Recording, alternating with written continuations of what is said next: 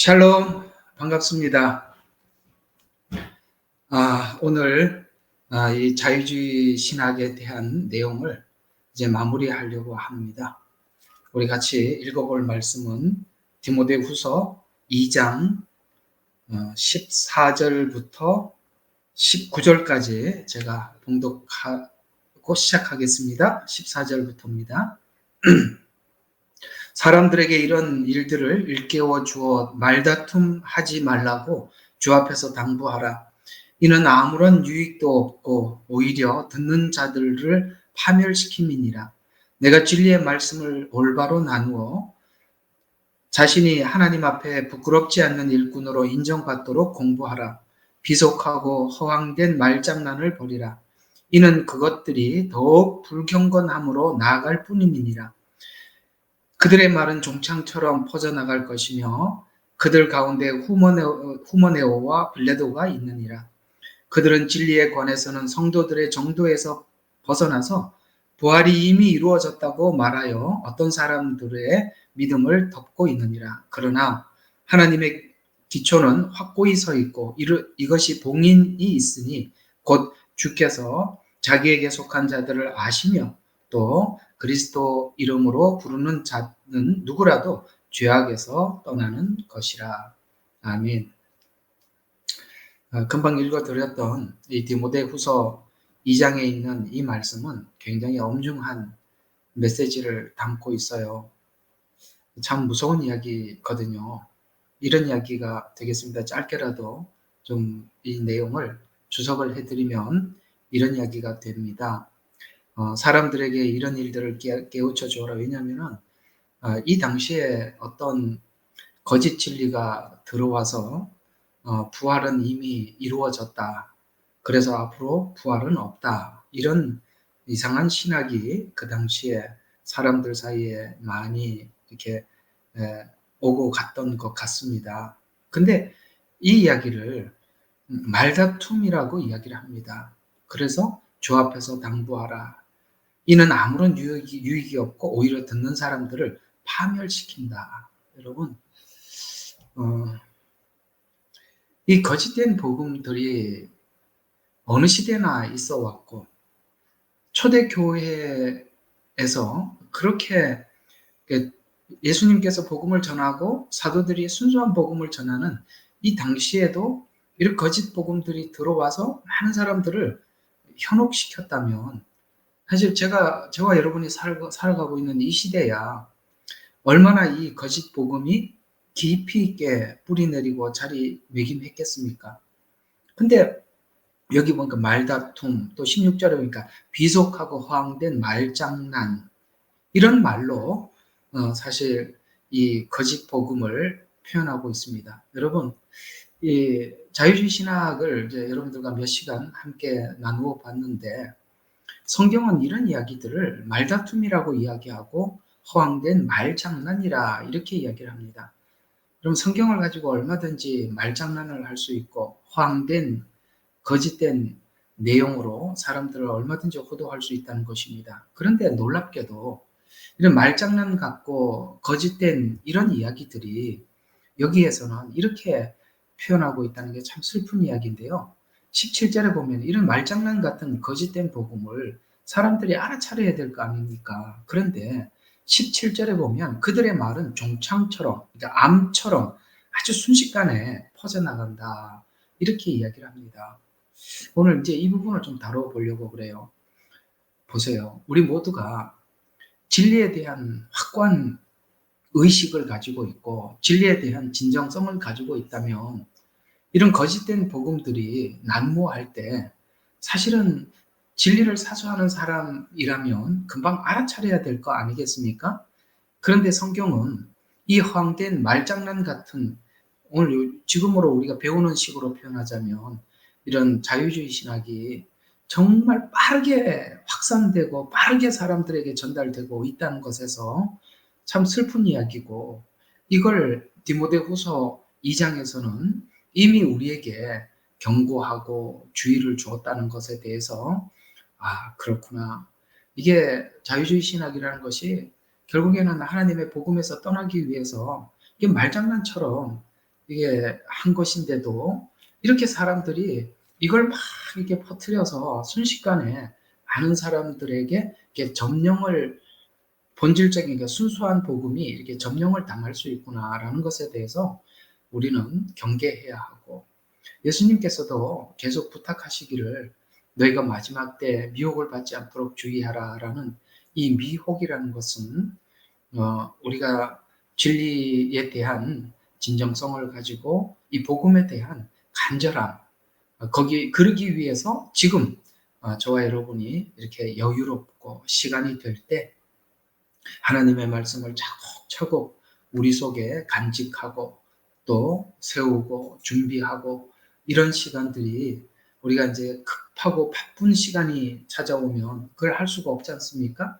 네, 좀 하나님께서 이렇게 시간을 주셨을 때 저 여러분이 좀 더 열심히 준비하자는 차원에서 이 문제를 여러분들과 몇 시간 좀 다뤄봤고 지금 이제 현대 신학의 문제들은 이래 지금까지 이렇게 자유주의 신학에 대해서 앞에 쭉 설명해 왔듯이 지금 이 문제로 인해서 신학교마다 너무너무 심각하고 또 신학교에서 심각한 이 문제가 교회 안으로 들어와서 지금 현대 교회가 우리가 모두가 생각하고 있듯이 왜 교회가 이 모양인가? 왜 교회가 이렇게 진리에 대한 분별이 없을까?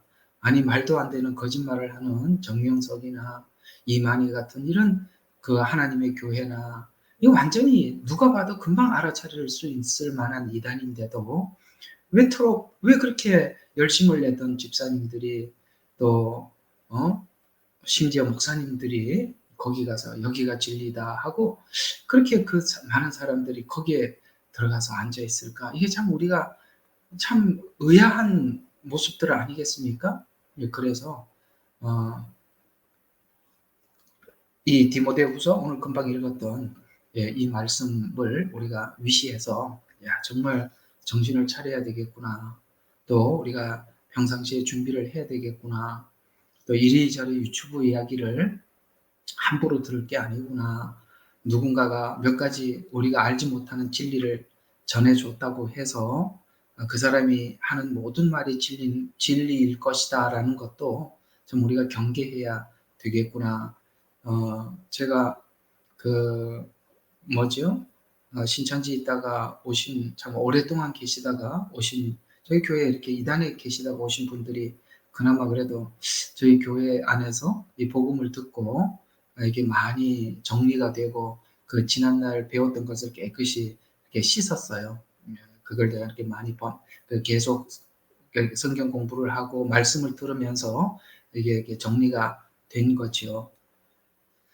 근데 그 분들을 보면 이제 공통적으로 제가 느끼는 게 뭐냐면 하나님 이 복음에 대해서 알고 싶은 그 간절한 그 그러니까 간절한 마음이 그들을 그런 곳으로 가게 만들었고 또 그들이 내가 평소에 궁금해했던 내용들을 잘 설명하는 것 같아서 참 놀랐고 그래서 거기에 정착하게 되었다. 좀 근데 이제 나중에 그런 이단이라는 것을 알고 나와서 정상적인 이렇게 기성교회로 가는 게 아니라 또 한 번 우리로 하여금 충격적인 이야기를 듣게 한 것은 뭐냐면 이분들이 나와서 기성교회로 가는 것이 아니라 여호와 증인이나 또 다른 이단 교회로 갔다는 이야기를 듣고 또 한 번 더 충격을 받게 되죠.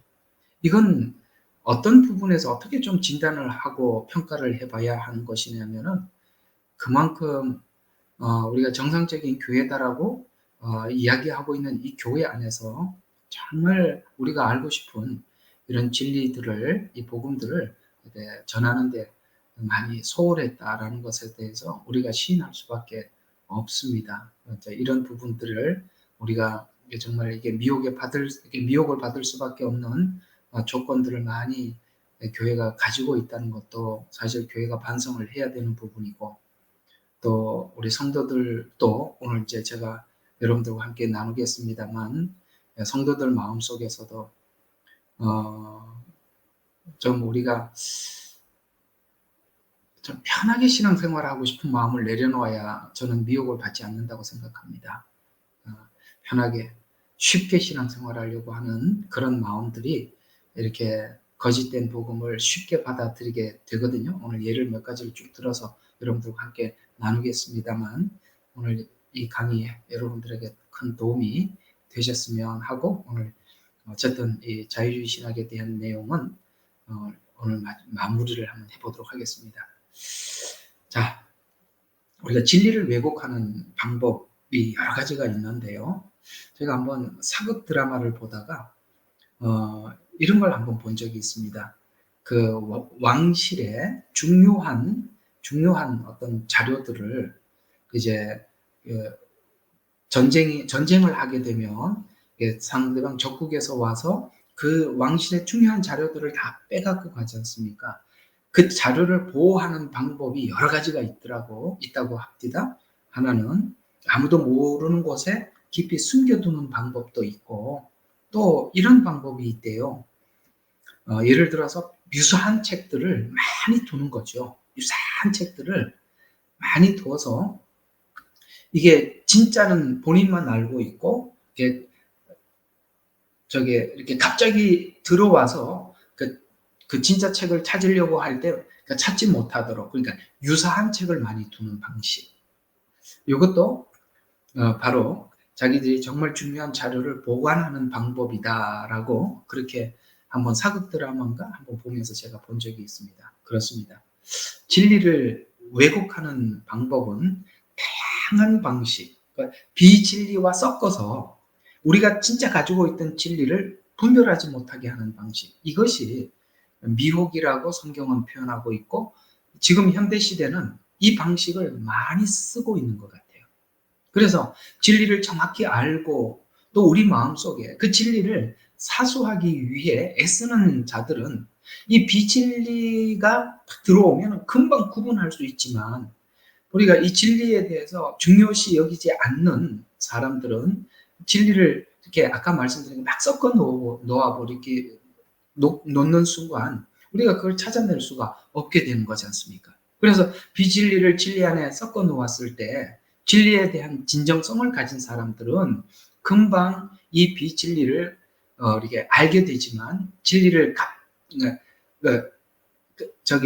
비진리를 알게 되지만 이 진리에 대한 진정성이 없는 사람들은 금방 이 비진리를 가져다 주었을 때 자기가 원해서 그거를 이렇게 선택하는 겁니다. 이게 문제는 그겁니다. 몰라서도 선택하지만 사실은 깊은 곳에, 우리 마음속 깊은 곳에서는 내가 그 비진리에 대한 것을 내가 좀 이렇게 허용하고 싶은 이런 마음들이 우리 마음속에 있어요.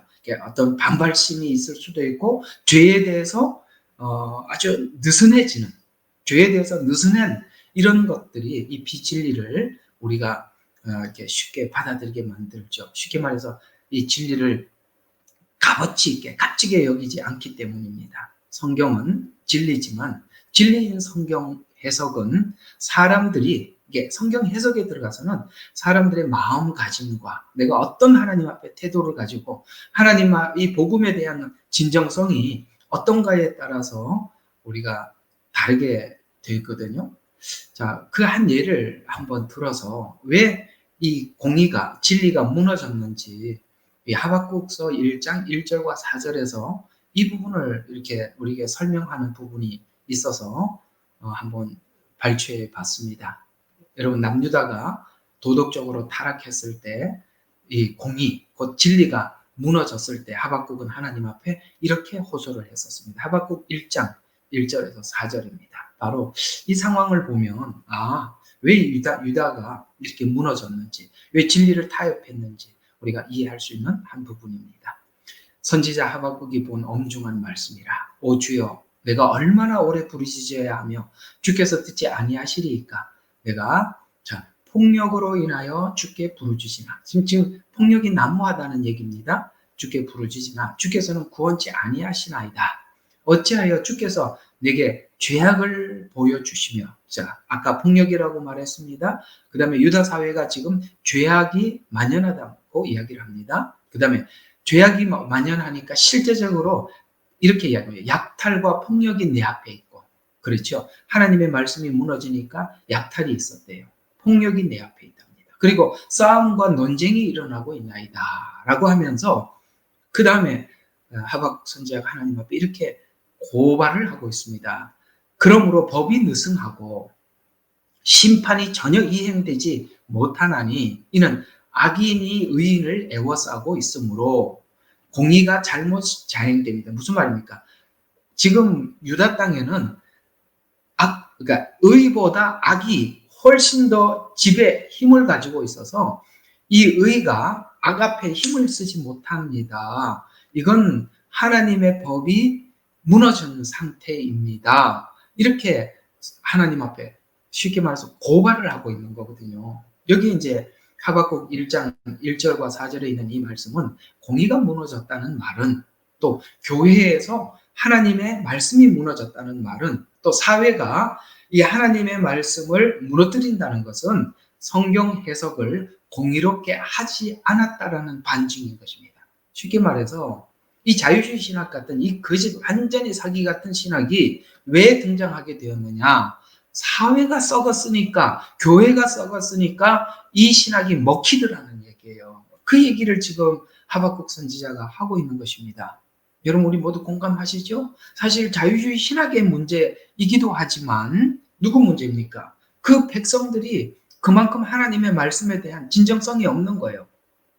그래서 자유주의 신학이 교회 안에 자리 잡는 것은 비단 신학의 문제가 아니라 복음에 조금이라도 진정성을 가지고 있는 신자들은 이건 거짓 신앙이야. 이건 성경에서 말하고 있는 그런 해석이 아니야. 라고 우리는 금방 알아차릴 수밖에 없는 당연한 거예요. 이걸 뭐 신학의 문제, 왜 그런 신학을 배워서 우리한테 가르쳐주고 그 얘기할 거 하나도 없이 그 말을 받고 있는 우리들의 문제라 이 말이에요. 그래서 신자들이 이건 복음이 아닌데 라는 것을 우리가 금방 알아차렸을 것입니다. 그러나 자유주의 신학이 교회에 받아들여졌다는 것은 사실 신학의 문제보다는 그것을 사람들이 원했다, 이렇게 표현할 수가 있는 것입니다. 오늘 아까 하박국 선지자가 이야기했던 유다 심판 말기를 봤지 않습니까? 그들이 지금 하나님의 말씀이 다 무너져 있다라고 그렇게 말씀하고 있는데, 그것은 실제 그 사회가 하나님의 말씀을 지키자, 보존하자라는 이 진정성이 없었기 때문에 이 문제가 생긴 거 아니겠습니까? 예를 들어서 이 자유주의 신학에서 나온 것들이 이런 것들이지 않습니까? 예를 들어서 동성애. 여러분, 이 동성애가 자유주의 신학에서 나온 거예요. 참 기가 막히죠. 그런데 이 동성애가 죄라는 것을 우리가 모두 다 알고 있는데 교묘하게 거짓말을 하는 거예요. 그들도 구원받아야 할 연약한 하나님의 지체다. 그들도 하나님 앞에 구원받아야 된다. 여러분, 맞죠? 그러나 그것만은 아니지 않습니까? 맞죠? 그들도 하나님 앞에 구원받아야 될 대상이 맞아요. 근데 그것만 주장하는 거예요. 구원받을 대상이기 때문에 그것이 분명히 하나님 앞에 틀렸다, 그건 아니다라고 말을 해줄 수 있어야죠. 죄는 지적하지 않고 구원이라는 영혼의 생명의 구원, 영혼이 구원하다, 중요하다라는 이것이 모든 걸 덮을 수는 없는 거죠. 종교다원주의도 마찬가지예요. 하나님께서 가장 기뻐하지 않는 것, 동성애, 종교다원주의, 이런 것들이 전부 다 자유주의 신학의 그 신학 안에서 나온 이야기들이거든요. 이런 것까지 교회가 내어준 것은 사실 교회가 진리를 포기한 것과 같은 것입니다. 오늘 하박국 시대의 선지자들이, 그 다음에 모두가 이렇게 타락한 것은 바로 백성들의 마음이 하나님의 말씀을 지키려고 하는 것으로부터 이렇게 돌아선, 그것으로 인해서 그렇게 하나님 앞에 심판을 받을 수밖에 없듯이 우리가 이 마지막 때까지 우리가 그 진리에 대한 진정성, 그 간절함, 그 다음에 의지, 이런 것들이 있느냐 없느냐에 따라서 이런 거짓 복음을 받느냐 안 받느냐에 달려 있는 것이지, 그 책임을 전부 다 신학자나 혹은 신학교회 목회자에게 돌릴 수는 없다. 아시겠습니까? 그 진리 그런 걸 받지 못하는 사람들은 다 빠져나와 있는데 왜 거기에 있습니까? 사실 본인이 그렇게 편하게 신앙생활하고 싶어서 그러는 거 아니겠습니까? 우리의 마음속에는 어떤 사람들은 하나님의 공의를 막 설교를 하면 싫어해요. 하나님이 어떻게 그런 거야? 하나님은 혼만 내는 하나님이냐? 잘못하면 심판하시는 하나님이냐? 아니다. 하나님은 사랑이 얼마나 많으신데 이렇게 얘기한 거 맞죠? 그러나 왜 자꾸 사랑만 이야기합니까? 하나님은 공의로우신 분이에요. 사실 공의에 대해서 거부감은 우리 마음속에 죄를 즐기는 마음이 있어서 하나님의 공의를 부인하는 것입니다.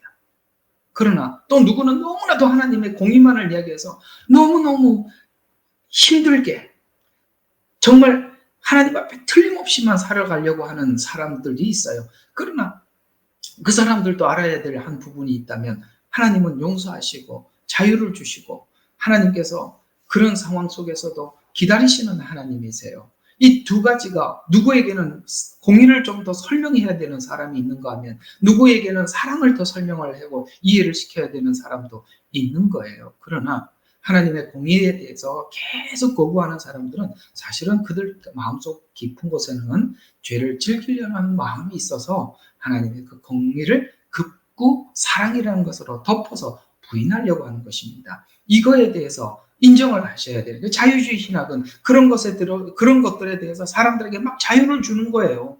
그러니까 얼마나 편해요. 그러니까 받아들여야 돼요. 왜 먹히는지 아시겠습니까? 우리가 진리에 대한 진정한 마음을 가지고 있었더라면 이런 거짓된 신학이 교회 안에 절대 발붙이지 못했을 것입니다. 그러나 이런 신학이 발붙이게 된 동기는 바로 성도들의 타락에 있다. 오늘 아까 하박국서 읽었죠? 네, 거기에 있었다라는 것에 대해서 우리 모두 부인할 수 없는 것입니다. 그래서 마음의 진리에 대한 진정성을 놓고 나면 그 틈을 타서 이런 신학이 앞장서서 여러분 신학이 성경을 해석하기 시작하는 거예요. 여러분 그럼 끝나는 겁니다. 아까 우리 이 자유주의 신학을 처음 이야기할 때 신학이 성경을 해석하면 안 된다고 여러 번 주장을 했었습니다. 신학이 성경을 해석해서는 안 되는 것입니다. 성경이 성경을 해석해야 하고 내가 이런 신학적 교내를 가지고 있더라도 성경이 아니라고 말하면은 나는 그 자리에서 그렇습니다. 하나님의 말씀이 가장 정확하고 틀림없습니다라고 그걸 받아들여야 되는 거예요. 내가 이렇게 이해를 하고 있더라도 성경이 그렇게 다른 쪽으로 설명을 하면 아멘 하고 받아들이니까 이게 겸손한 마음이 굉장히 중요한 거예요. 신학이라는 것은 왜 신학을 따라서 성경을 해석하지 말아야 되느냐 하면 우리가 크게 예정설, 그러니까 칼빈주의라고 표현하기도 하고 알미니안주의는 뭡니까? 우리 인간이 하나님을 선택을 했다, 믿는다라는 이렇게 우리 인간 쪽에 구원을 이렇게 집중해서 인간의 선택에 의해서 구원이 받을 수도 있고 잃을 수도 있다라는 것이 알미니안이라면 아니야. 하나님께서 예정하셨기 때문이야 라는 이런 것들이 그 시대적 문제, 예를 들어서 너무나도 알미니안주의가 팽배해서 너무나도 인본주의로 막 흘러갈 때 이 예정론이라는 것이 딱 와서 뭘 하는 거냐면은 그 알미니안주의의 막 잘못 가는 길을 잡아주기도 했고 때로는 이 칼빈주의로 인한 예정론 때문에 하나님, 우리는 인간은 아무것도 안 해도 된다. 왜? 하나님이 예정하셨기 때문이다. 라고 이렇게 하나님에 대해서 오해를 할 때 알미니안이라는 어떤 신학이 들어와서 이 예정론만을 주장하는 사람들에게 또 충격을 주고 그들에게 또 새롭게 이렇게 변화의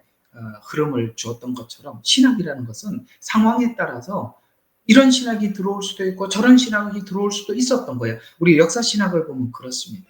그래서 마음의 진리에 대한 진정, 그러니까 이 신학이라는 것은 시대의 흐름과 말씀을 대하는 진정성에 대해서 따라서 달라졌던 것도 사실입니다. 그래서 타락한 신학에 따라서 성경을 해석하기 시작할 때 그 타락의 길로 계속 접어들게 되는 것입니다. 그래서 예정론이 계속 자리를 잡고 있는 것도 문제고 알미니안 사상이 계속 자리를 잡고 있는 것도 문제입니다. 그래서 그런 것들을 일깨우기 위해서 이렇게 등장한 것들이 그런 것을 일깨우고 새롭게 하기 위해서 등장한 것들이 그런 신학들이었거든요. 그런 부분에 대해서도 우리가 좀 이해를 하시면 좋겠습니다. 이제는 여러분 우리 평신도라 할지라도 저는 목사님이 떠먹여주는 말씀만 듣겠습니다. 근데 저는 오늘 여러분들에게 이런 강의를 하는 이유가 있어요. 여러분 이제는요 목사 한 사람만 정확하게 이해를 하고 있다고 해서 되는 게 아니라 여러분은 현장에서 거짓 선지자를 만날 수 있고 거짓 복음을 만날 수 있습니다. 그거는 이제는 교회 전체가 한 목회자의 보호 아래 놓여 있는 것이 아니라 여러분 개개인이 여러분 자신을 보호해야 되는 시대가 왔기 때문에 그렇습니다. 미혹이 한 교회 목회자에게도 있지만 여러분 각 개개인이 살아가는 사회, 만나는 사람들 사이에서도 이런 미혹들이 계속 우리에게 아주 가까운 곳에서 찾아오고 있기 때문에 우리 목사님이 정확하게 알고 우리한테 설명만 해주면 되지. 그건 옛날 이야기예요. 그건 옛날 이야기예요. 예. 미혹이 그렇게 판을 치지 않았을 때 이야기고요. 지금은요, 여러분 각 개개인도 오늘 지금 이 강의하는 이런 정도쯤은 여러분들도 이해를 하고 있어야 된다는 것입니다. 여러분 같이 공감해 주시죠? 공감하고 있는 줄로 압니다. 그래서 오늘날 대중이 원하는, 그러니까 오늘날 대중들이 원하는 것을 추구하는 것을 따라가는 것에서 오늘 여기 이제 이게 하나님께서 심판하기 직전에 있었던 이 시대에 대해서 몇 군데 한번 제가 지적을 해보면, 어쩌면 그 옛날에 하나님께서 심판할 수밖에 없는 그 심판 직전의 상황을 설명했던, 그러니까 지금 그 상황이 이렇다라고 설명했던 것과 지금 하나님께서 우리가 지금 살아가고 있는 이 시대의 상황을 둘을 딱 접목을 시켜보면 이거 이제 하나님이 심판만 남았네. 심판받을 수밖에 없네. 이제는 하나님께서 심판하시겠네. 라는 것이 우리 모두 다 확 와닿을 것입니다. 그래서 우리가 몇 시대를 구약의 심판받기 직전에 어떤 몇 시대를 우리가 한번 살펴볼 텐데 그러면 지금과 판박이 같구나라는 것을 이해하게 될 것입니다. 자, 그러면 열왕기상 18장에 보면 18장 쭉 보면은 이런 이야기가 나오는데 특별히 거기에 21절 이쪽을 한번 보면은 거짓 선지자들을 따랐던 엘리야 시대와 같은 여러분 말씀의 기근의 시대가 오고 사람들이 엄청난 어떤 그 하나님의 말씀에 대해서 이렇게 유혹을 받고 엄청난 기근이 오고 미혹을 받고 이런 시대가 지나면 하나님께서 심판을 하셨거든요. 그래서 북이스라엘에 보면은 엘리야 시대에 이렇게 그 교회가, 그러니까 이스라엘로 표현하면은 하나님을 믿는 자들이 이런 형편에까지 갔어요. 그러니까 이때가 이제는 이 시대, 그 다음 시대는 한 가지밖에 없어요. 하나님 심판밖에 없거든요. 그래서 그 시대를 한번 그 엘리야를 중심으로서 열왕기상 18장의 내용으로 우리가 한번 살펴보면 이렇게 말씀하고 있습니다. 아세라를 따르는 선지자가 400명이 있었고 바알을 따르는 선지자가 450명이 있었어요. 여러분 이거 아시는 이야기지 않습니까? 총 850명이 북이스라엘을 이끌었어요. 그래서 이때 엘리야가 이제 갈멜산 위에 이 바알 선지자와 그 다음에 아세라 선지자 총 합해서 850명을 세워놓고 그 다음에 그 앞에 있는 많은 백성들을 이렇게 증인처럼 세워놓고 이렇게 외칩니다. 자, 외치는 이야기를 한번 들어보면 너희가 이 두 의견 사이에서 지체하려느냐? 주가 너희들이 믿는 그 하나님이 주 하나님이면 그를 따르라. 그러나 만일 너희가 바알이면 그를 따르라. 선택해라. 네가 하나님이면 나를 따르고 그다음에 네가 믿는 그 주가 바알이면 그를 따르라 하니 여러분 이렇게 외쳤을 때 이런 말을 해요. 백성이 그에게 한마디도 대답하지 아니하더라. 기가 막히는 이야기 아닙니까? 네가 믿는 그 하나님이 주가 하나님이면 바알이 그러니까 엘리야가 말하는 그 하나님과 같은 그 하나님이면 그를 따르고 네가 믿는 주가 바알이면 그를 따르라고 그렇게 얘기해요. 아니 여러분 지금 여러분들이 그 앞에 서 있다고 생각해 봐요. 오늘 이 갈멜산 위에 우리 모두 다 서 있다고 가정을 합시다. 지금 엘리야가 그렇게 외쳤어요. 그럼 여러분 네가 믿는 하나님이 그 하나님이냐 아니면 바알이냐라고 선택하시오라고 하면 여러분 누구 따라가겠어요? 여러분 전부 다 당연히 엘리야를 따라가겠죠. 내가 당신이 믿는 그 하나님을 제가 주로 섬깁니다 라고 해야 할 텐데 백성이 뭐라고 이야기합니까? 한마디도 대답하지 않더라는 거예요. 여러분 이 시대가 하나님께서 심판할 수밖에 없는 시대가 왔다는 이야기입니다. 그러자 이게 성경에 보면 그러자 엘리야가 백성에게 말하기를 아무도 대답하지 않으니까 하나님께 이렇게 이야기합니다. 오직 나만 주의 선지자로 남았도다. 그러나 바알 선지자는 450명이라 이렇게 이야기하는 것으로 이 뭡니까? 엘리야 이야기가 끝이 나요. 여러분 답답하시죠? 당신이 믿는 그 하나님이 그런 하나님이 아니라고 아무리 설명을 해도 사람들이 반응을 하지 않고 대답을 하지 않아요. 여러분 마지막 때 진리를 가진 사람들은 외로울 수밖에 없어요. 그래서 우리가 이런 느낌을 많이 받는 거예요. 오늘 이 엘리야가 했던 말처럼 뭐라고요? 나만 주의 선지자로 남았다. 이상하죠? 우리는 다 같은 복음을 가지고 우리는 또 같은 복음을 외치고 있는데 얘기를 해보면 꼭 나만 남은 것 같은 이런 느낌을 우리가 받는 것이 이상한 게 아니라 하나님께서 심판하기 직전에 상황들이 모두 다 동일했대요. 그러니 여러분들이 외롭고 여러분들이 고독하고 슬프고 왜 혼자 남아 있는 것 같은 건가?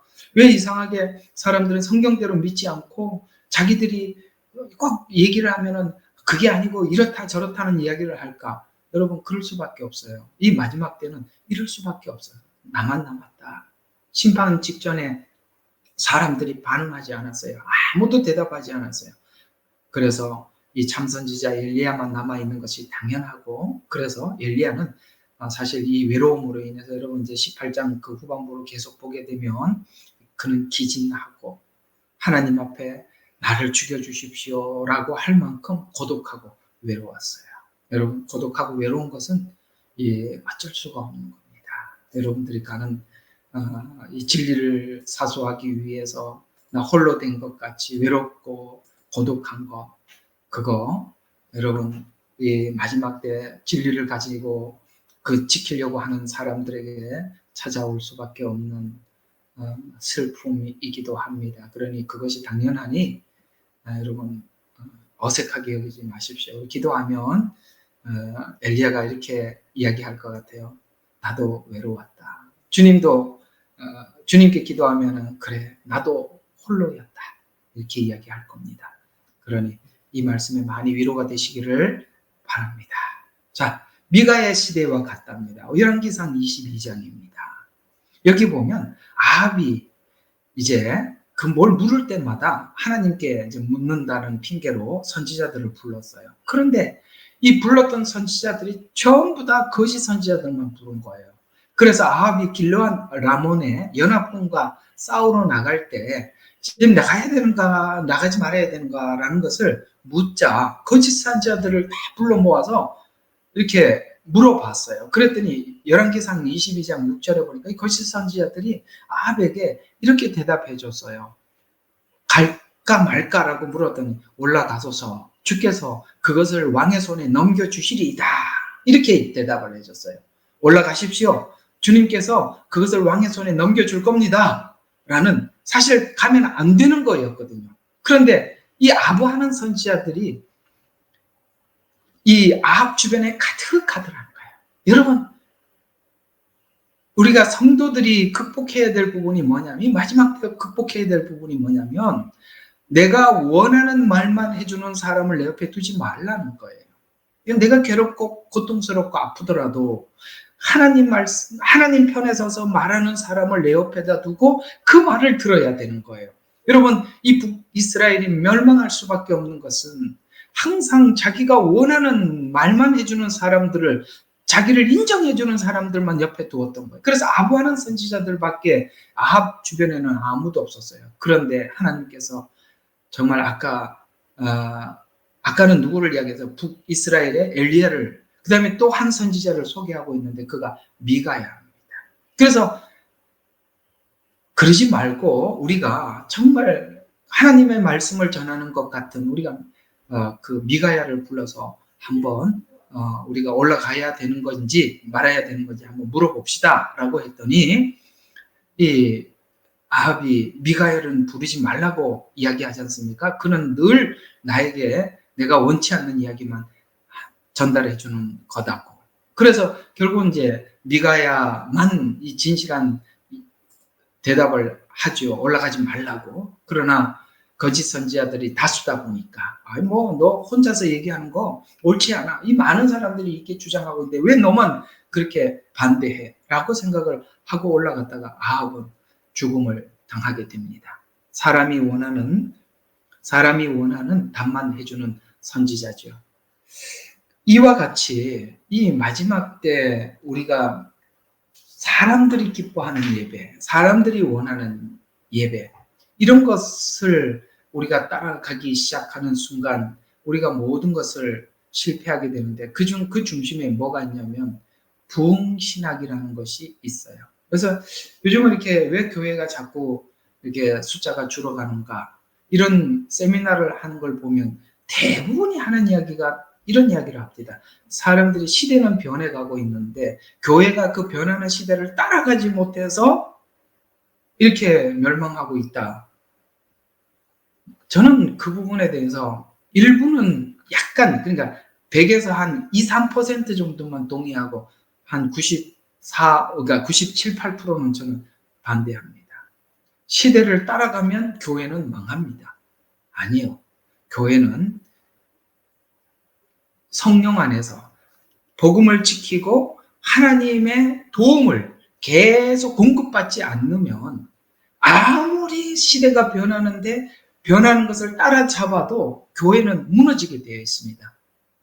교회는 성령 안에서 진리의 말씀이 선포되어야 하고 사람들이 그 복음이 전하는 진리 생명을 경험을 해야 되는 거예요. 성령 안에서 경험을 할 때 사람들이 영원히 소생해 가는 것이지, 교회가 변해가는 시대를 따라가는 순간 멸망하는 것입니다. 거짓 선지자들은 그 변해가는 시대를 따라가 준 사람들이고, 참 선지자들은 하나님의 말씀 안에 서서 굳게 서서 그 생명의 역사가 하나님 안에서 일어나기를 하나님 앞에 구하는 자들이었습니다. 누가 옳았습니까?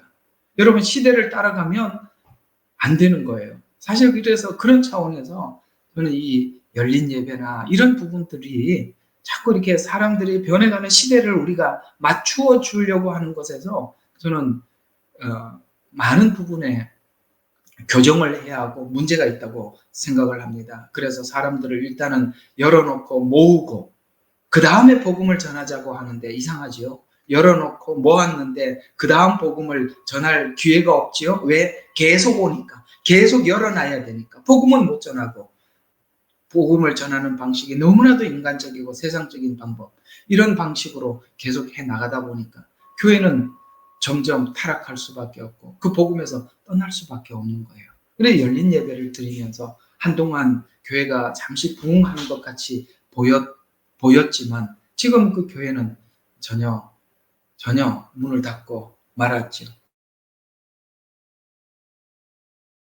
이것이 다 제가 볼 때는 거짓 선지자들은 사람들이 이렇게 원하는 것을 자꾸 해주려고 하는 것이죠. 이게 바로 이 아합 시대의 특징이라고 볼 수가 있습니다. 또 하나는 예레미야 시대, 예레미야 5장 1절에 보면 공의를 행하려는 진실한 마음을 가진 사람들이 한 사람도 없었다, 이렇게 이야기를 합니다. 예레미야서 5장 1절에 보면 예레미야가 가슴을 치면서 외치는 이야기가 그 말이에요.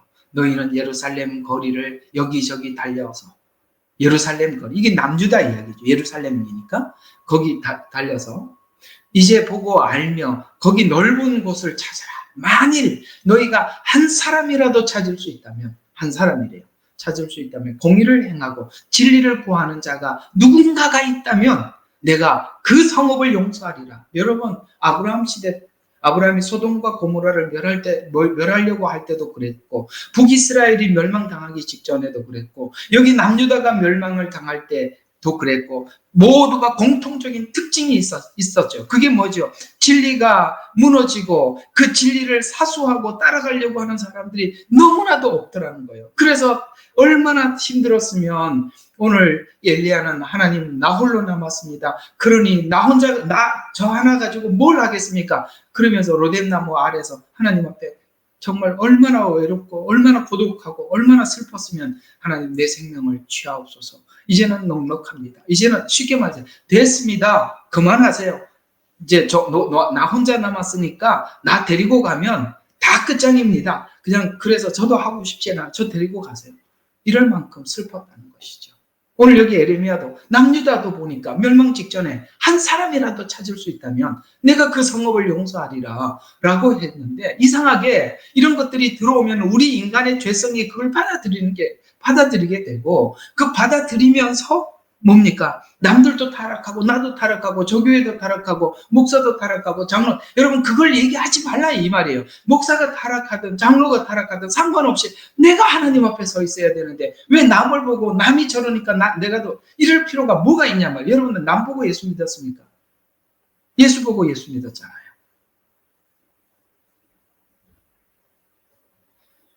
아시겠습니까? 자, 그래서 좀 세 시대를 말씀을 드렸었어요. 엘리야 때, 그 다음에 미가야 때, 그 다음에 예레미야 때 공통적으로 다 뭐였습니까? 사람들의 공의가 사라졌더라. 아까 하박국이 지적한 것처럼 이 공의가 사라졌다. 공의는 하나님의 속성에서 하나님의 의를, 이것이 의로운 거다, 이게 바른 길이다라고 설명하는 것이 의거든요. 그래서 하나님의 속성에서 죄와 의 사이에서 하나님이 정한 죄와 의를 내가 갖고 그 의를 내가 지키는 거예요. 그러나 여기에 대해서 하나님의 말씀을 내가 굳게 지키겠다라는 이것이 다 무너져 버린 것입니다. 그러니 여러분, 하나님께서 이렇게 심판할 수밖에 없는 그 직전 상황이 여기 이스라엘이라고 표현한다면, 오늘 우리가 교회로, 물론 이스라엘이 교회로 이렇게 이해하는 것은 대체신학 설명하면서 여러분 주의를 드렸지만, 그러나 하나님을 아는 사람들이라고 하면 지금 우리가 교회인데, 교회가 이 마지막 때 이렇게까지 가는구나, 그것이 참 이상한 게 아니구나, 이미 과거에도 역사 속에서 그렇게 그랬었구나 라는 것을 여러분 우리 함께 이해를 하면서 진리를 따라가는 여러분들에게 하나님의 은혜가 있기를 주의 이름으로 축원하고, 끝까지 함께 이 말씀을 지키고 나가기를 간절히 바랍니다. 이 마지막 때 미가야가 되어주시고, 이 마지막 때 엘리야가 되어주시고, 이 마지막 때 에레미야가 되어주십시오. 그래서 주님 이 땅에 오시면 그런 복음을 가지고 지킨 우리들이 하나님 앞에 인정을 받는 날이 오게 될 것입니다. 어떻게 살다 보면 여러분 이 땅에 사는 동안은 아무도 여러분과 저를 알아주지 못할 겁니다. 그러나 우리는 이 복음을 가지고 우리가 함께 나가도록 하겠습니다. 자, 그러면 오늘은 여러분들에게 자유주의 신학에 대한 성경적 반박이라는 주제로 여러분들 오늘 이 저녁에 강의를 한다고 그랬지 않습니까? 그래서 우리가 좀 성경 안에서 왜 자유주의 신학이 문제가 있는지 우리가 몇 가지 살펴보려고 합니다. 자, 첫 번째, 이 자유주의 신학은 이렇게 주장을 했어요. 성경 번역에는 오류가 있다. 그래서 전통 해석을 거부한다. 이렇게 주장을 합니다. 성경 번역에 오류가 있어서, 오류가 있으니까 여러분 성경에 오류가 있다 그러면 우리 신앙 그야말로 기초가 다 무너지는 거죠. 이 사람들이 전통 해석을 거부하고 마음껏 해석하기 위해서 건든 게 뭐냐면 성경 번역에 오류가 있다. 여러분, 성경 번역 있잖아요. 이걸 아셔야 돼요. 성경이 구약은 히브리어로, 신약은 헬라어로 기록되어 있지 않습니까? 나중에 이제 사람들이 이게 혹시나 과거에 있던 그 원본에서 이제 사본으로 그다음에 각 나라로 흩어지면서 이게 번역본이 되고 이렇게 돼 갔던 거 아닙니까?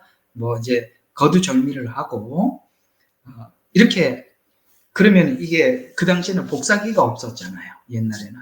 지금 뭐 이렇게 복사기 하나도 우리는 여러분 복사한 그걸 누가 의심합니까? 그대로 그냥 기계가 찍어냈는데. 근데 그 당시에는 복사기가 없어. 다 서기관들이 성경을 파피루스에다가 다 기록을 했단 말이죠. 그러면 이렇게 이쪽 책을 저쪽 책을 그러니까 이쪽의 성경책을 가지고 파피루스에다가 옮겨 쓰는 과정 속에 우리도 글을 쓰다 보면 이렇게 오타가 있네? 이런 게 있을 수 있잖아요. 그런 것처럼 혹시 이 말도 일리가 있겠다라는 생각이 들 수 있죠. 우리 인간이. 왜 안 들겠어요? 그래서 이제 학자들이 연구하기 시작했어요. 서기관들이 이쪽에 있는 성경을 가지고 옮겨 쓰는 과정 속에 혹시나 그리고 잘못 한번 옮겨 써놓으면 또 이걸 가지고 또 옮겨 쓰는 사람이 또 잘못 쓰게 돼요. 그래서 시대가 많이 이렇게 하다 보면 나중에는 내용이 많이 틀려져 있을 수도 있겠다라는 생각이 당연히 우리 인간에게 들죠. 이걸 파고들어서 자유주의 신학자들이 그걸 지적을 한 거거든요. 그런데 찾아봤더니요. 그러니까 제가 이 부분에 대해서 좀 강의를 해서 알아요. 찾아봤더니 딱 두 군데가 틀렸더래요. 틀린 게 있었어? 있었죠.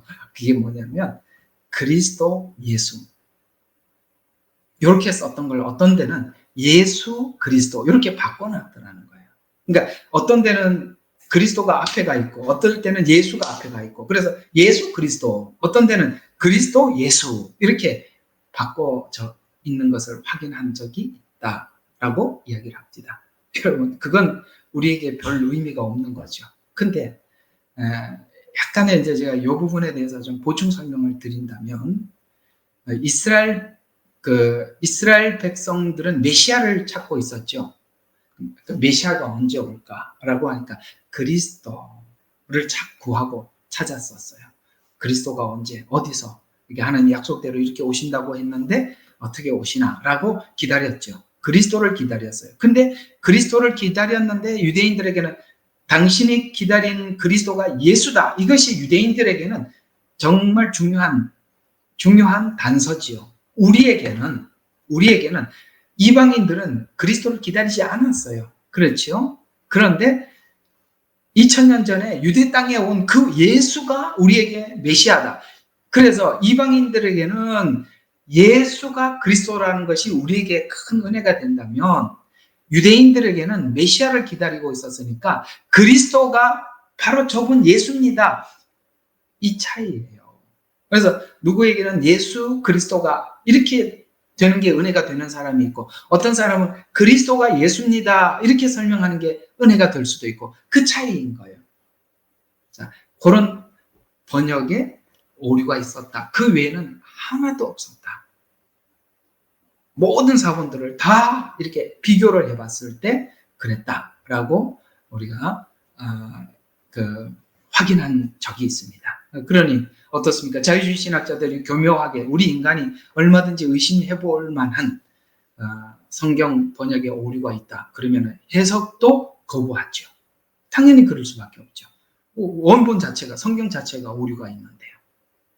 그러나 성경은 성경 자체로 완전합니다. 왜냐하면 성경의 저자가 누구일까요? 성령님이십니다. 에레미야도 아니고 이사야도 아니에요. 성령님이십니다. 그 말씀에 대해서 성경은 몇 군데에서 이렇게 지적을 하고 있습니다. 디모데후서 3장 16절 17절 우리 참 많이 외우고 아는 성경 구절인데요. 이렇게 말씀하고 있죠. 성경은 하나님의 영감, 이건 이렇게 성령이라고 하나님의 영감 이렇게 표현했지만 이건 성령입니다. 근데 제가 가지고 있는 성경책은 제가 킹제임스 성경을 사용하고 있는데요. 개역 개정에는 이렇게 설명하고 있었을 것입니다. 성경은 성령의 감동으로 된 것으로 교훈과 책망과 바르게 함과 의로 훈육하기에 교육하기에 유익하니 여러분 이 번역은 정말 저는 정말 아니라고 생각합니다. 왜 설교가 왜 성경을 설명하지 않나? 저는 이 디모데후서 3장 16절의 번역에 정말 우리 한국교회 이게 참 문제인 것 같아요. 제가 이제 신학교 가면 설교학을 배우는데 이 3장 16절에 있는 교훈과 책망과 바르게 함과 그 다음에 의로 교육하기에 유익하니 이렇게 나와서 여러분 설교는 교훈입니다. 이렇게 하고 교훈을 자꾸 찾는 거예요. 여러분 성경은 교훈은 맞지요. 그러나 교훈을 찾으면 여러분 교훈 다음에는 조금 더 센 게 책망이거든요. 책망보다 좀 더 센 게 바르게 하는 직접 교육하는 거예요. 그런데 있잖아요.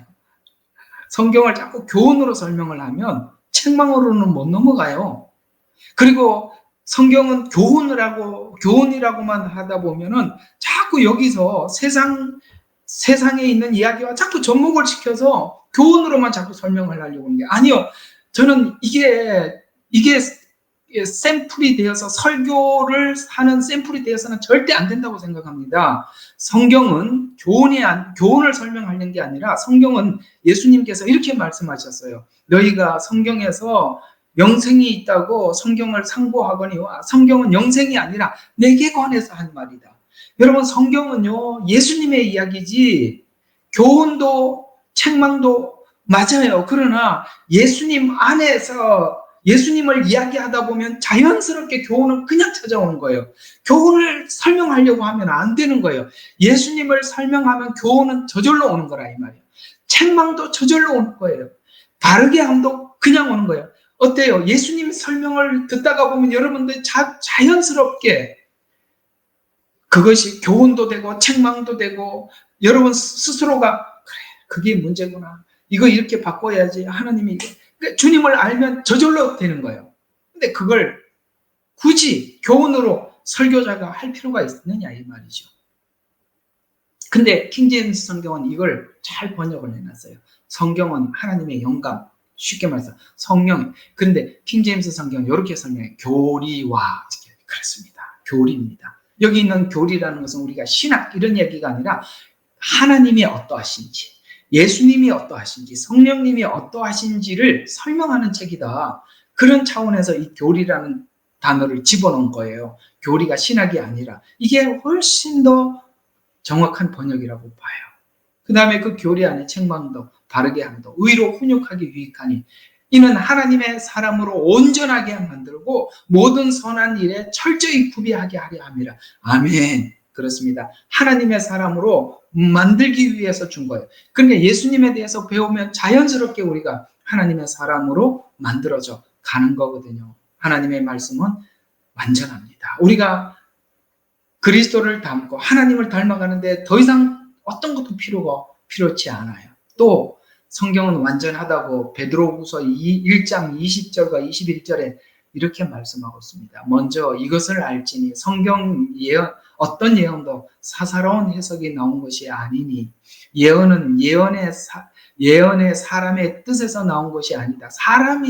사람의 그런 어떤 영감에 의해서 나온 것이 아니라 오직 하나님의 거룩한 사람들이 성령의 감동으로 받아서 예언을 한 것이다. 여기서 말하는 예언은 성경도 되고 우리가 흔히 말하는 예언도 되는 것입니다. 이런 모든 것은 사람에 의해서 나온 것이 아니라 그렇기 때문에 사사롭게 해석하지 말라라고 말씀하고 있는 것입니다. 그렇죠. 성경은 바로 성령에 의해서 기록된 것이고 여기에 아무런 하자가 없는 것입니다. 또 마태복음 5장 18절에 보니까 하늘과 땅이 없어지기 전에는 율법의 1.1획도 모든 것이 이루어질 때까지 결코 없어지지 아니하리라. 무슨 말입니까? 하나님께서 성령을 통해서 말한 이 모든 예언들이 분명히 1.1획, 히브리어를 보면은 이렇게 글자 밑에 보면은 점 3개짜리가 있고 2개가 있고 이런 거 점 있는 거 아시죠? 여기서 말하는 그 점을 이야기하는 것입니다. 그 점 하나도 그러니까 점 하나라도 사라지지 않고 다 이루는데 하늘과 땅이 없어지기까지. 이 말이 무슨 말이냐면 성경에 기록된 그 글 중에 점 하나 없어지는 것보다 천지가 없어지는 게 더 쉽다 이 말이에요. 하나님 앞에는. 그만큼 하나님께서 성령의 감동으로 인해서 우리에게 전달해 준 이 말씀은 하나도 변함없이 분명히 하나님께서 이루신다. 주님 다시 오신다. 심판하신다. 새하늘과 새 땅이 열린다. 천년왕국이 있다. 여러분 이거 변함없다는 거예요. 아시겠습니까? 하나님께서 여기 있는 점 하나 없애는 것보다 천지를 없애는 게 하나님 앞에 쉬운 일이라 이 말입니다. 그만큼 성경의 예언은 반드시 이루신다라는 말씀입니다. 어떻습니까?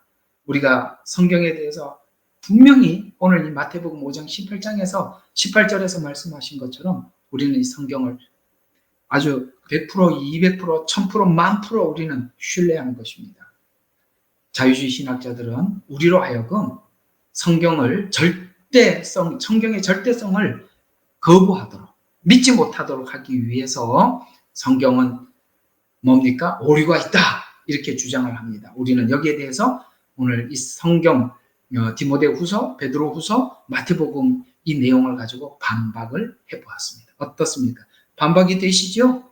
자, 두 번째, 이들이 또 주장하는 것은 창조와 타락을 사실이 아니라 신화로 주장을 했습니다. 쉽게 말해서 혹은 진화로 주장을 했습니다. 이게 창세기에 있었던 이거, 예를 들어서 하나님께서 천지를 창조하시고 나누시고 그 다음에 에덴이라는 곳에서 아담이 하와가 반역을 하고 그 다음에 에덴에서 추방을 당하고 이거 옛날에도 수많은 종교가 생길 때마다 신화를 만든 것처럼 그것도 창세 신화다 이렇게 주장을 합니다. 아주 죽일 놈들이죠. 내가 이런 말을 지금 쓰고 싶지 않은데 정말 나쁜 놈들이죠. 이게 어떻게 신화입니까? 아니죠. 자, 그러나 창조와 타락은 사실입니다. 그 증거로 성경 전체 역사를 통해서 악이 어떻게 에덴에 들어왔고 그 다음에 추방된 이후에 가인의 후손을 통해서 어떤 식으로 사람들의 마음속에 스며들어왔고 그렇게 악이 점점 창궐할 때 하나님께서 계속 개입하셔서 악을 선으로 바꾸고 악을 선으로 바꾸죠. 악을 선으로 바꾸는 그 일을 어떤 방식을 통해서 하신다고요? 첫 번째, 에덴 동산에서 예언한 건 뭡니까? 여인의 후손이 와서 이 악을 선으로 바꿀 것이다. 여인의 후손 누굽니까? 성령으로 잉태하신 예수님을 이야기하는 것 아니겠습니까? 이렇게 하나님은 이 인간이 선악과를 먹어서 선은 전혀 없고 악을 선택을 하고 그 악이 계속 발전해 왔지만 하나님께서는 이 악을 제하기 위해서 아담의 후손이 아닌 악의 씨앗에 아담의 후손이 아닌 성령님으로 잉태한 예수 그리스도 죄를 알지도 못하는 그분을 통해서 사람들이 십자가에 못 박으소서라고 악을 외쳤지만 그 외친 그 악이 뭘 하셨죠? 우리를 구원하는 선으로 바꿔지는 그런 일을 하나님께서 계획하셨다라고 처음부터 여인의 후손이다. 그 다음에 가인이 아벨을 죽인 사건. 이건 어떤 의미를 담고 있느냐면 예수님이 십자가에 죽으실 때 아벨과 가인은 형제라는 말이에요. 이스라엘 백성들이 예수님을 십자가에 못 박으라. 예수님의 형제들이 같은 종족들이 같은 민족 이스라엘이 그런 차원에서 가인과 아벨은 바로 형제들이 이 이야기를 여러분 요셉 이야기 속에다가 예언으로 담아 두었죠. 뭡니까? 요셉의 형제들이 요셉을 팝니다. 똑같은 이야기가 바로 예수님의 빌라도 뜰에서 법정에서 외쳤던 그 외침. 요셉의 형제들이 요셉을 팔았지만은 결국에는 요셉이 죽은 줄 알았는데 예수님이 죽은 줄 알았는데 어떻게 합니까? 부활하셔서 형제들이 다 요셉이 죽은 줄 알았는데 도리어 요셉을 통해서 야곱의 모든 가족이 구원을 받고 그 약속을 이루어 나가다. 이런 식으로 하나님께서 다 이렇게 설명을 했어요. 그래서 이게 어떻게 창세기에 있는 특별히 이 창세기 이야기잖아요. 창세기가 어떻게 거짓말입니까? 이게 어떻게 신화입니까? 신화 같았으면 예언이 없어야 돼요. 신화는 예언이 없어요. 왜? 사람이 지어낸 거기 때문에 미래를 설계할 수가 없어요. 그러나 성경은 전부 다 예언을 하고 성취하고 예언을 하고 성취한 것은 신화가 아니다. 역사다. 사실이다. 이걸 우리에게 증명해 주기 위해서 예언과 성취로 기록된 겁니다. 신화는 그것이 없는데 창세기가 신화가 아닌 것은 예언이 그대로 성취된 것을 우리가 역사를 통해서 확인했기 때문입니다. 여러분, 이 말에 대해서 담대하게 거부해야 하는 것입니다. 창세기 1장 1절에 보면 하나님께서 분명히 이 천지를 만든 주체가 하나님이라고, 태초에 하나님께서라고 분명히 누가 창조했는지 설명하고 있는 것이죠. 하나님께서 하늘과 땅을 창조하시니라 라고 1장 1절부터 선언하고 시작하는 것입니다. 창조는 우연도 진화도 아닌 사실이기 때문에 누구나 이 창조를 통해서 하나님이 창조했다고 우리에게 보여줬다라고 로마서 1장 20절에 보니까 세상의 창조 때부터 그분에 속한 보이지 않는 것들이 분명히 보여졌고, 여러분, 우연히 생긴 게 어디 있어요? 우연히 생긴 게 어디 있습니까? 여러분이 우연히 이 땅에 왔나요? 분명히 우리는 우연히 오지 않았다는 거 알고 있어요. 부모님이 있었고, 어떤 방식으로 우리가 부모님 안에서 출생을 했고, 그런 거 우리가 다 근거가 있지 않습니까? 여러분, 인간이 우연히 이 땅에 온 사람이 하나도 없듯이 우주 만물이 어떻게 우연히 생기겠어요? 참 기가 막히는 거짓말인데 사람들이 그걸 또 받아들여요. 그래서 성경의 로마서 1장 20절에 보니까 그분에 속하지 아니하는 분명히 보여졌고, 심지어는 그분의 영원한 능력까지도, 그게 하나님의 전능하심이 이 모든 것을 창조했다. 그래서 그분의 능력과 신격까지도 만들어진 것에 의해서 알려졌으므로 그들이 변명하지 못하는 거예요. 여러분, 우리가 이 땅에 살아보면 사계절에 기가 막힌 밤과 낮의 분명함, 이런 것들이 어떻게 이 긴 시간을 오면서 단 한 번의 착오가 없이 봄, 여름, 가을, 겨울, 밤과 낮, 이런 것들이 이렇게 조화롭게 비, 바람, 구름, 자연, 이런 것들이 누군가가 이것을 운행하지 않았더라면 어떻게 이렇게 완벽하게 움직일 수 있겠습니까? 이것이 창조되었고 지금 이렇게 운행되고 있다는 것은 창조하시고 그것을 지금 운행하시는 분이 있다는 분명한 증거인데, 그건 다 우연히 일어난 일이야, 이렇게 치부하게 만들더라는 것이죠.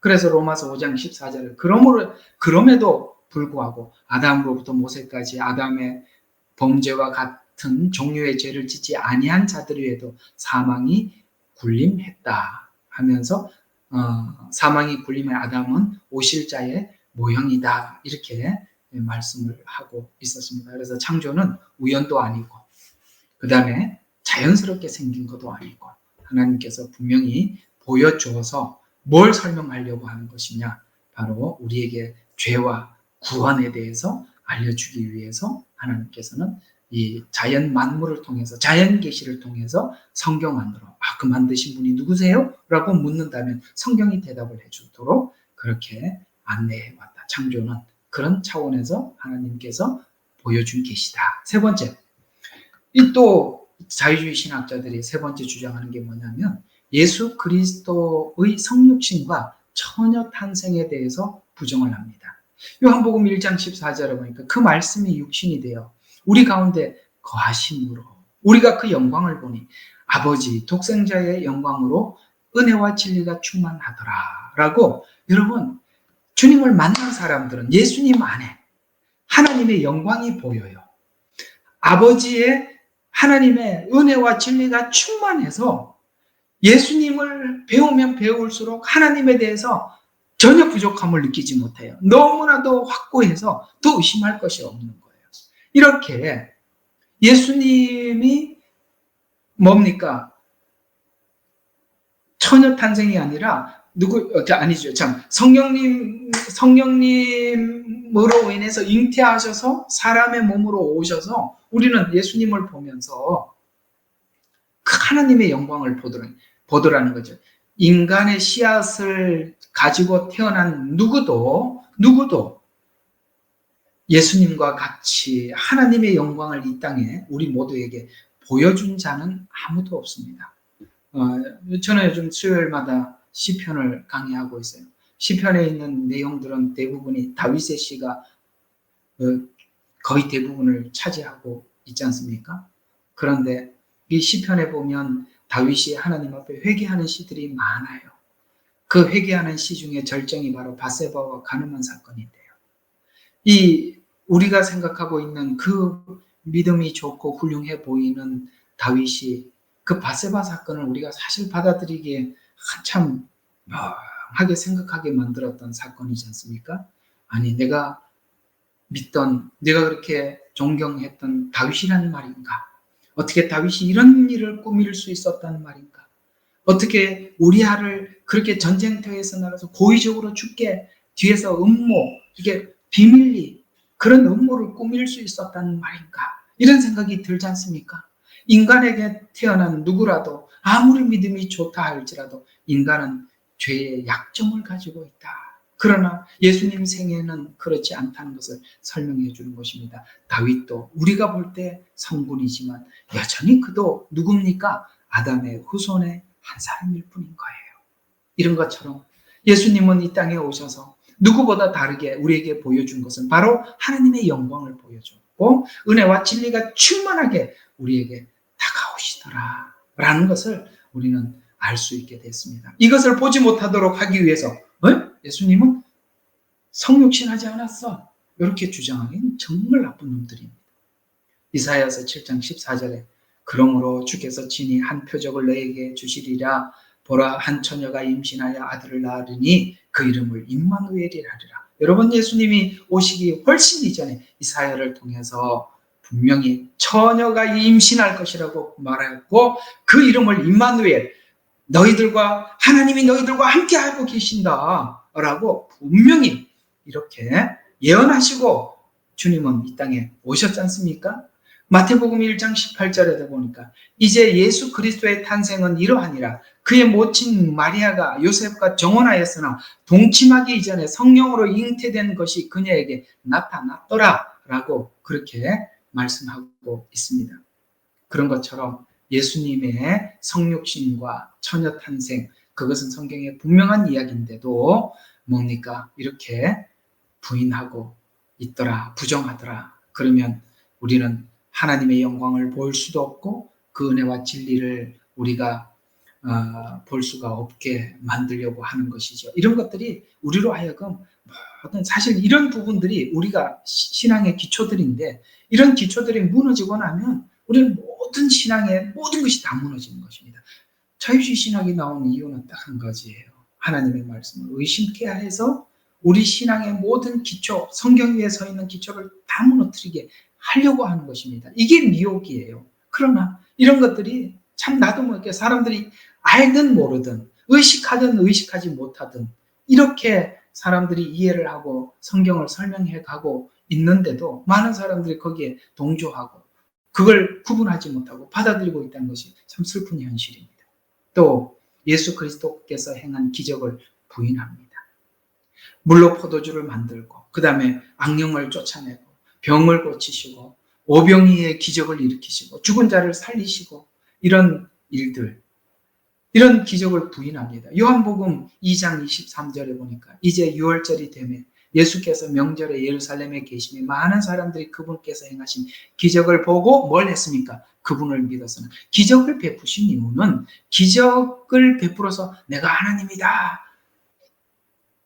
이런 게 아니라 기적을 통해서 뭘 하려고 하는 것입니까? 예수님을 믿었으나 이렇게 이야기해요. 기적은 예수님께 이렇게 믿도록 안내하는 것입니다. 어제 저녁에 설교한 히브리서 6장 말씀 거기에 제가 보충 설명을 많이 잘 해두었으니까 거기에 좀 참고하시면 좋겠습니다.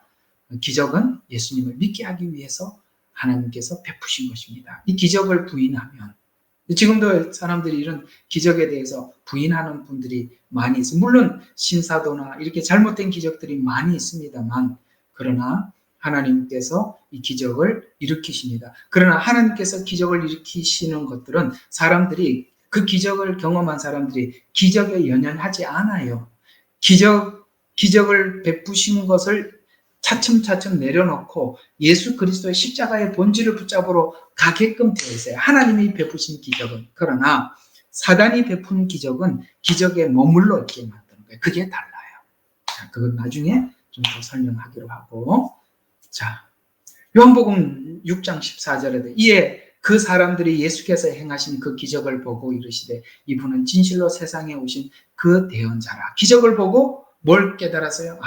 대언자라 라는 것을 깨닫게 되더라. 사도행전 2장 22절에도 너희 이스라엘 사람들아 이 말을 들으라. 너희도 스스로 아는 바와 같이 하나님께서 나사렛 예수를 통하여 기적과 표적을 너희가 한 가운데 행하사 그분을 너희 가운데서 하나님의 인정받은 사람으로 삼으셨느니라. 이런 것을 통해서 전부 다 뭘 드러냈습니까?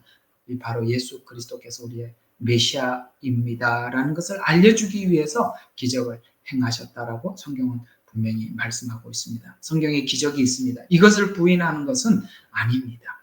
그 기적은 분명히 있습니다. 그러나 사단도 기적을 행하죠. 그러나 사단이 기적을 행하는 목적과 하나님께서 기적을 행하는 목적은 분명히 달라요. 그래서 기적 자체에 빠지면 안 되는 거예요. 하나님께서 뭔가를 보여줬다는 그 보여줌에 빠져서는 안 되는 것입니다. 그 보여주시고 기적을 체험한 것들이 전부 다 예수 그리스도 십자가를 붙잡으러 가느냐 안 가느냐에 따라서 그 기적이 하나님께서 베푼 기적인가 아니면 사단이 베푼 기적인가에 대해서 거기서 구분 나누어지는 것입니다. 또 이 자유주의 신학에서는 중요한 거는 다 부인해요. 예수 그리스도께서 대리적 형벌, 곧 대속을 부정합니다. 대리. 그래서 마태복음 그러나 성경은 이렇게 말하고 있죠. 마태복음 26장 28절에 보니까 이것은 죄 사함을 얻게 하려고 많은 사람을 위하여 흘리는 바 나의 피, 곧 언약의 피라. 이렇게 분명히 대속의 피라고 예수님은 직접 성찬식을 통해서 말씀해 주셨던 것입니다. 대리적 대속. 여러분, 이게 우리 구원의 전부인데 이런 걸 부인하고 이런 것을 거부하면 우리가 받을 복음이 하나도 없는 거지 않습니까? 에베소서 1장 7절에도 보면 그 사랑하는 이 안에서 우리가 그 은혜의 풍성함을 따라 그 보혈을 통하여 분명히 뭐라고 해서 보혈, 아까는 나의 피, 언약의 피라라고 말했고 보혈을 통하여 즉 죄들의 용서함을 받느니라. 아멘. 오직 우리가 죄 용서를 받는 것은 예수님의 십자가의 보혈을 통해서 죄 용서함을 받는다라고 대속을 처음부터 우리 화요일날 전에 제사로 나면서 엄청나게 이걸 강조를 했으니까 뭐 더 얘기할 것도 없어요. 우린 당연히 대속을 믿죠. 우리가 스스로 자력으로 구원받을 수는 없어요. 우리는 구원받을 자가 의인은 없나니 하나도 없습니다. 아무도 그럴 자가 없습니다. 우리는 바로 예수님의 대속을 통해서 구원을 받습니다. 그러나 자유주의 신학자들은 이걸 부정하거든요. 골로새서 1장 14절에도 보면 그 안에서 우리가 그의 보혈을 통하여 구속 곧 죄들의 용서함을 받았다. 보혈을 통해서 용서함을 받았다라고 마태복음, 에베소서, 골로새서 뿐만이겠습니까? 히브리서에는 전부 다 주제가 그건데요. 자, 6번째로 대속을 부인하면 그 다음에 또 부인한 게 따라오는 게 있겠죠. 그게 뭡니까? 부활을 부정합니다. 대속을 부인하면 부활을 당연히 부인해야 하는 것입니다. 사도행전 2장 31절은 이 일을 미리 보았으므로 그리스도의 부활에 대하여 말하기를 그의 혼이 지옥에 버림을 당하지 아니하고 그의 육체도 썩음을 보지 않는다는 말은 뭡니까? 이건 구약에 있었던 예언을 사도행전 2장 31절에 그대로 인용한 거예요. 구약의 시편의 말씀을 그대로 인용한 것인데 육체도 썩음을 보지 않는다라고 시편에서 말씀하셨고 실제 주님이 십자가에 죽으셨지만 썩지 않고 하나님께서 부활하셨죠. 여러분, 예수님은 부활을 했습니다. 오늘 금방 읽었던 디모데후서에 있는 이야기 속에서도 사람들이 이런 이야기를 했대요. 뭐라고 말장난을 쳤냐면 부활이 이미 지나갔다.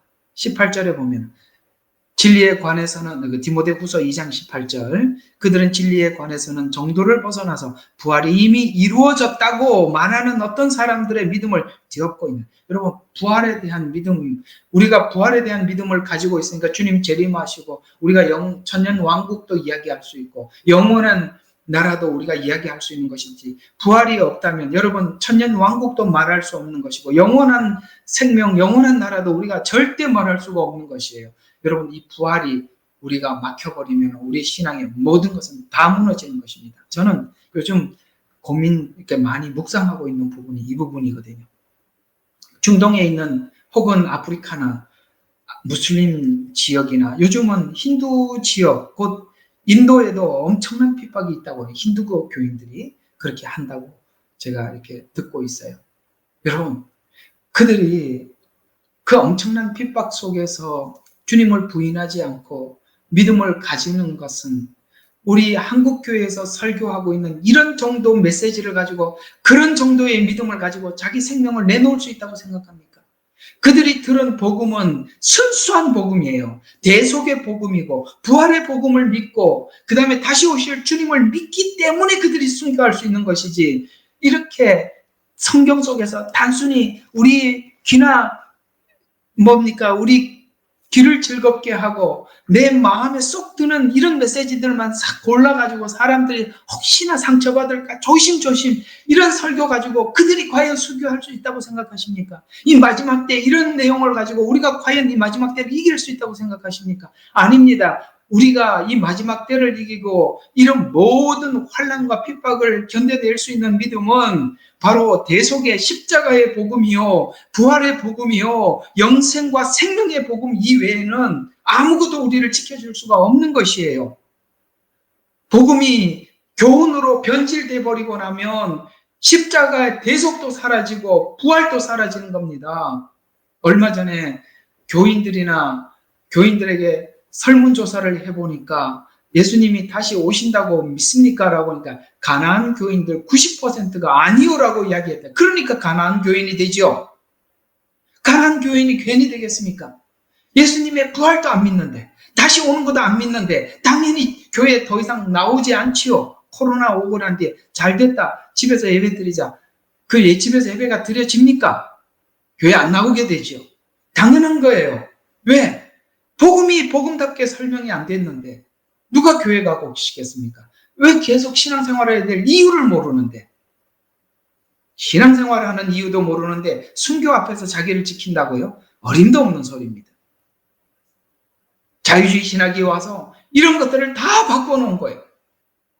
고린도전서 15장 3절과 4절에 보면 내가 받은 것은 먼저 너에게 전달하였노니 이는 성경대로 그리스도께서 우리의 죄들을 인하여 죽으시고 장사되었다가 성경대로라는 말이 예언이라는 얘기죠. 구약에 이미 말씀하신 대로 셋째 날에 다시 살아나셔서 게바에게 보이시고 12사도에게 보였고 그 다음에 많은 사람들에게 보이시고, 아시겠습니까? 왜 그렇게 많이 보여줬겠어요? 제자들에게만 보여주고 나면 야, 제자들이 속였다 이렇게 할까봐 그 많은 청중들 앞에 보여주신 것이에요. 분명히 예수님의 부활은 사실이었고 보았고 그걸 전하다가 12사도가 순교를 당했습니다. 부활을 전하다가, 얼마나 중요하면 부활을 전하다가 이것 때문에 순교를 당했겠습니까? 이건 무엇을 의미하느냐면 사단은 부활을 증거하기를 원치 않아요. 그리고 이 부활을 증거하는 것은 자기 생명을 꺼내놓고 증거해야 할 만큼 힘든 일이었어요. 여러분의 신앙의 절정은 부활을 믿느냐 안 믿느냐에 달려있는 것입니다. 그만큼 부활은 중요해. 이 자유주의 신학은 예수님의 대속도 거부하고 부활도 거부하는 거예요. 여러분, 대속도 거부당하고 부활도 거부당하면 우리는 신앙에 남은 게 아무것도 없어요. 불신자하고 다를 바 하나도 없는 것입니다. 자, 그 다음 이들이 부인한 것이 예수님 이외에도 보편적으로 누구나 우리를 구원할 수 있다, 이렇게 주장을 하고 있습니다. 이게 종교다원주의잖아요.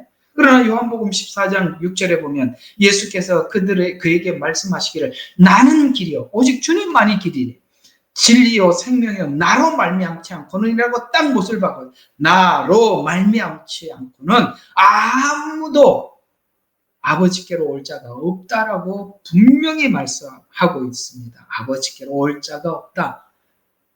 예, 여기는 이 올 자가 없다라는 말의 뜻은 예수님에게 올 자도 없다라는 그런 뜻에서 올 자가 없다라고 표현한 것입니다. 이게 한 단어만 좀 교정하게 이해를 좀 시켜드리고 빨리 넘어가겠습니다. 자, 그 다음 사도행전 4장 12절인데 다른 이에게는 구원이 없답니다. 다른 이에게는 없대요. 아까는 나로 말미암지 않고는 분명히 못을 박았고, 사도행전 4장 12절 다른 이에게는 구원이 없나니 이는 하늘 아래서 우리가 구원받을 수 있는 다른 이름을 인간에게 준 적이 없답니다.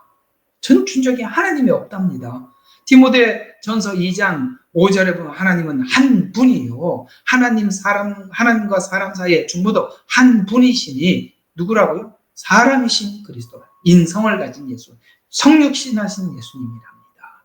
여러분, 보편적인 구원, 말도 안 되는 이야기예요. 하도 말할 가치가 없어서 지나가겠습니다.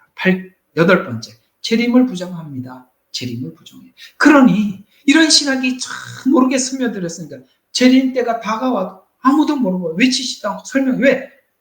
아니 대속도 부정하고 부활도 부정하고 재림도 부정. 그래서 얼마 전에 조사를 했더니 가나안 교인들 말고 지금 그러니까 우리 이제 요즘 그 얘기 많이 하지 않습니까? 명목상 교인, 그다음에 진실한 교인, 이렇게 조사를 해봤더니 명목상 교인들이 대부분이 아까 대속, 부활, 재림 이런 것에 대해서 거의 거부해요. 그 명목상 교인들이 가나안 교인들이 가장 많이 되어 있고요. 그런데 진실한 성도들 또 조사를 해보니까 여기도 좀 문제가 많더라고요. 진실하게 예배도 빠지지 않고 이렇게 하는데 문제는 이들에게 어떤 부분에 대해서는 결여되어 있다는 것이죠. 대속이 결여되어 있든지 아니면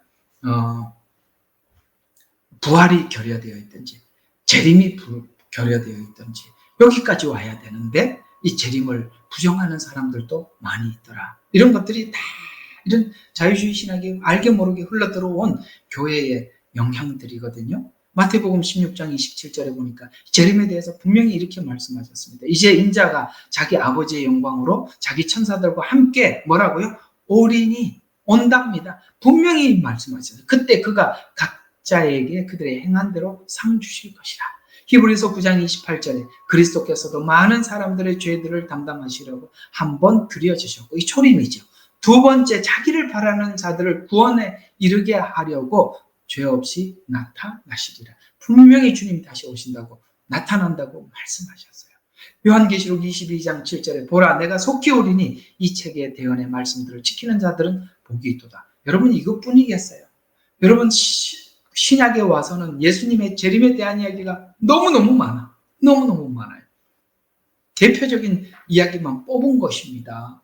이런 것처럼 여러분, 자유주의 신학은 재림을 부정해요. 이런 것들이 나도 모르게 스며드는 바람에 사람들이 이 재림에 대한 인식이 없는 것입니다. 이런 인식이 없으니 설명을 하지 않고 설교를 하지 않고, 그래서 오늘날 이 교회가 그 부분에 대한 의식이 결여되어 있는 것입니다. 또 제일 중요한 것을 부정하고 있습니다.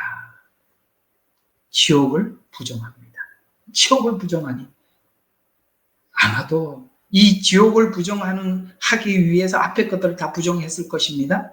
마태복음 13장 42절에 분명히 지옥을 표현하고 있습니다. 불타는 용광로 속에 던져 넣으리니 거기서 통곡하며 이를 갈게 되리라. 용광로. 여러분 혹시 포스코 가셔서, 포항제철 가셔서 용광로 보셨나요?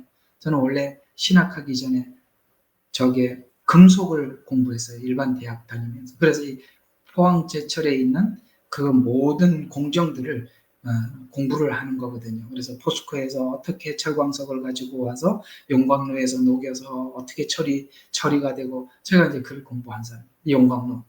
거기는 기본 1400도가 넘습니다. 1400도. 100도 끓는 물에 손을 넣어도 익는데 1400도 기본. 철이 녹는 온도예요.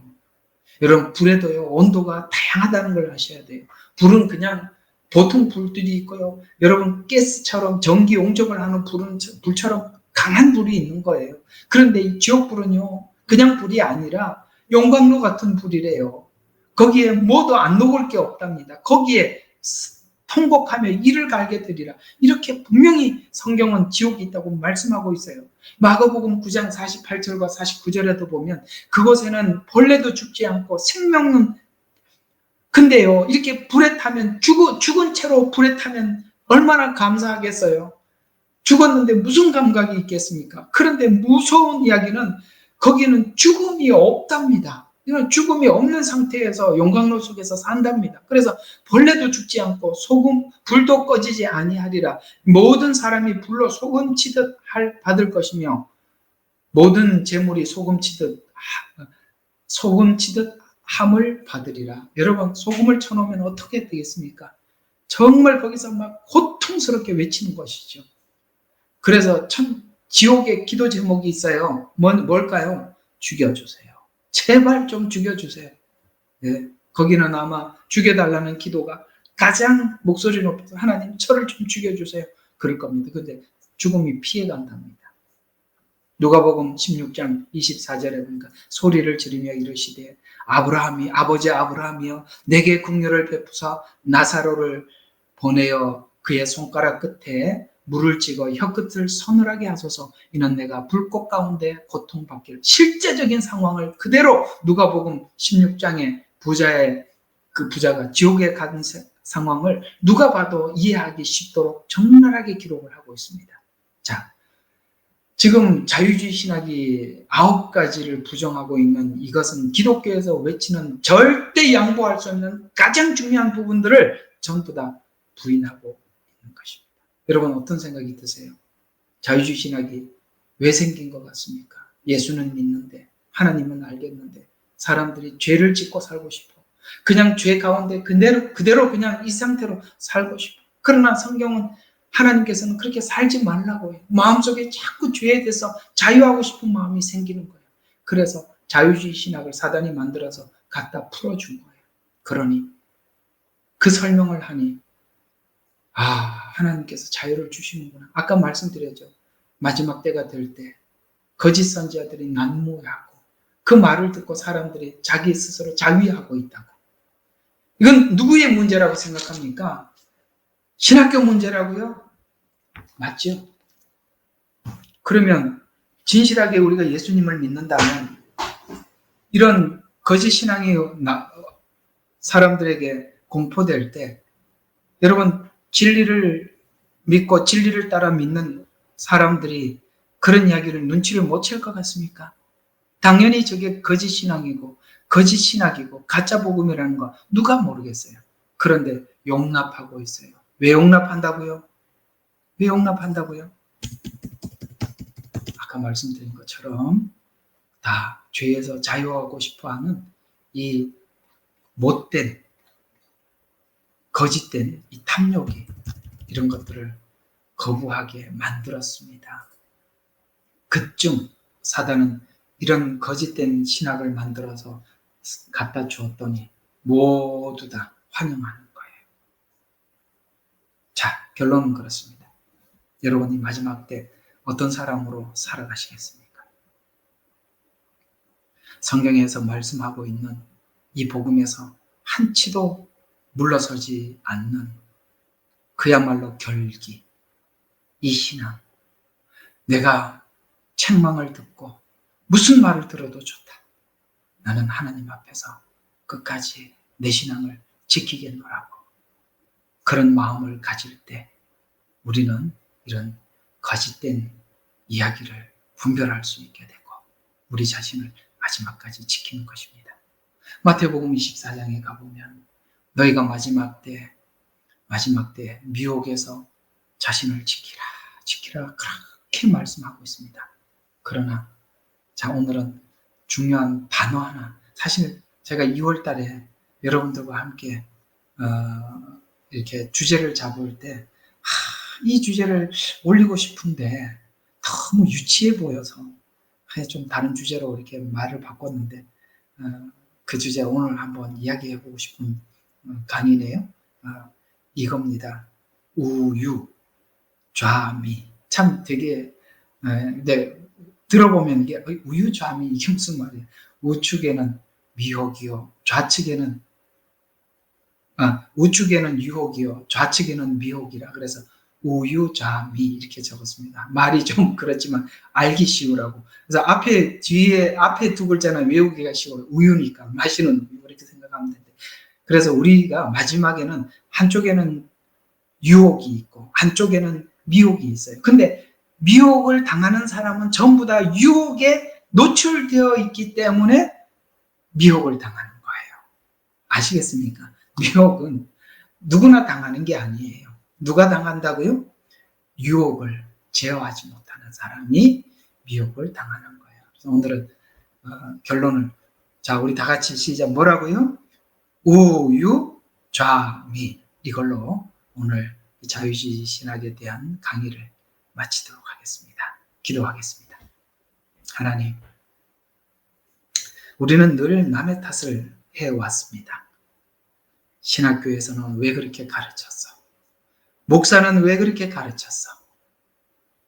이렇게 이야기하기 시작하면 내게는 책임이 없어 보입니다만, 교회가 타락하는 데는 사실 내 마음속에 있는 고집도 있지만 내가 아직도 내려놓지 못하는 유혹에 여전히 나를, 아버지 하나님, 내 갈등을 해소하지 못한 것이, 그런 자유를 주는 자유주의 신학이 들어오면 받아들이게 되는 것입니다. 놀랍게도 오늘 우리는 이 세 시대를 봤습니다. 엘리야 시대, 미가야 시대, 그 다음에 남유다가 멸망하기 직전에 시대를 보았는데, 너무나도 공통점이 있다면 전부 다 거기에 미혹되어 있더라는 것입니다. 주님, 그런 가운데, 모두가 미혹되는 가운데 여전히 엘리야도 있었고 미가야도 있었고 예레미야도 있었듯이, 하나님 오늘도 말씀을 듣고 함께 이 말씀에 참여하는 모든 사람들이 엘리야가 되게 해주세요. 미가야가 되게 해주세요. 예레미야가 되게 해주시옵소서. 우리는 하나님 말씀 앞에서 한치도 양보하지 않고 지키게 축복하여 주시옵소서. 감사드렸고 예수 그리스도 이름으로 기도드렸습니다. 아멘.